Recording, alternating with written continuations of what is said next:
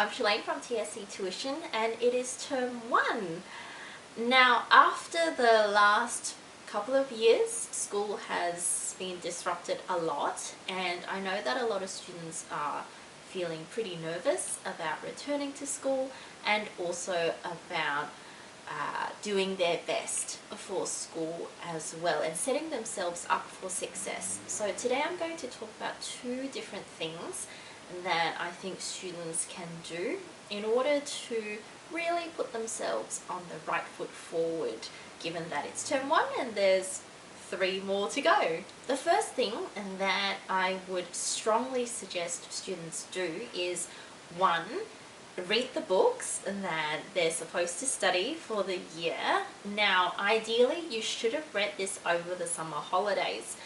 However, if you haven't, don't panic. It's only the start of term 1, so there's still time for you to read it throughout the term and over the term breaks, as well as you move into those texts later on in the year. For the text that you're studying at school right now, it's a great idea, if you haven't read the text yet, to at least try and read the chapter summaries, so that when you're in class, you know what is happening.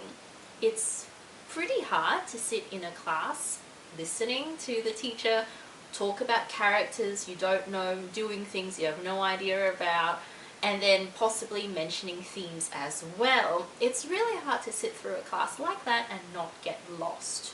So in order to maximize the time that you've got right now, I would suggest read the chapter summaries. There are some really great ones out there, LitCharts, SparkNotes, all of those ones. It doesn't really matter as long as they're accurate. So read those first so that at least in class you know what the characters' names are, what they roughly do in the text, maybe something about the themes.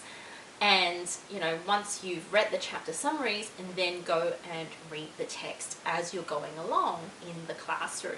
The second thing that I think is really important for students to do right now in order to set themselves up for the rest of the year is to get themselves organized. So what I would suggest students do is set themselves up with lots of different folders or pins or hashtags or whatever it is that your software program allows you to use. Now, because it is 2022, I'm assuming that a lot of your notes are going to be online and in some kind of digital format. In the years past, I would suggest students use lots of physical things like folders, plastic pockets, sticky notes, things like that to try and keep themselves organized.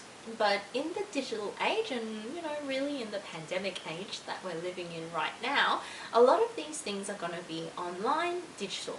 So make those folders on your desktop, on your Google Drive, on your OneNote, whatever it is that you're using. Set yourself up with folders so that when you're doing your text response, for example, all of your things can just shuffle right into that folder. And then for your end of year exam, let's face it, in term 4, you're probably not going to remember a lot of what you've done in term 1. So make your job easier. Make future you happy by having those folders. Now everything is in there already, and if you're really keen, you could also have subfolders, folders for themes, folders for quotes, folders for background and context information, etc. But the most important thing is that you want to think about how you're going to be looking for your information. It's all well and good to have very pretty folders with lovely intentions, but the truth of it is you're going to be looking for this information when it's crunch time, right? When the exam is 2 weeks away and you need 10 quotes about a character that you honestly cannot remember much about right now, but you need those quotes right now.